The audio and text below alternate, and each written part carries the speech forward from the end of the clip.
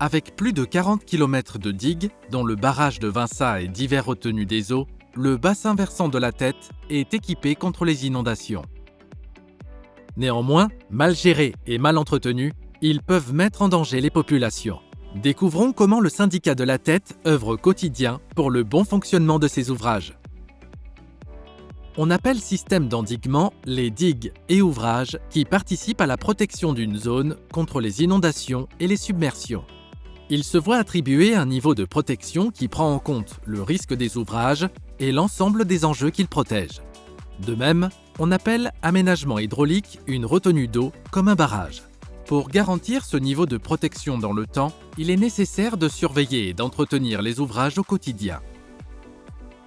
Des visites régulières sont menées par les équipes du syndicat afin d'identifier d'éventuels désordres. La végétation y est entretenue pour limiter leur dégradation et faciliter l'écoulement des eaux. Quand un désordre pouvant mettre en péril l'ouvrage est identifié, des travaux de confortement sont menés. Je m'appelle Simon Allaire, je travaille pour le BE2T à Perpignan et on accompagne le SMTBV suite aux crues de janvier et d'avril 2020.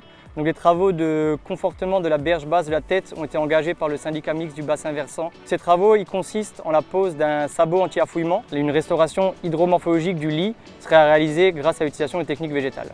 Quand il pleut, le syndicat de la Tête surveille en temps réel la montée des eaux sur ses ouvrages et les prévisions, et active la cellule de veille des digues, CVD, qui peut intervenir à tout moment. Cette cellule travaille en collaboration avec les différents acteurs compétents de la gestion de crise. Elle met en œuvre les mesures de gestion appropriées. Dans les situations les plus graves, elle articule l'évacuation des habitants. Des systèmes d'endiguement peuvent cependant faillir et être dépassés par d'importantes crues.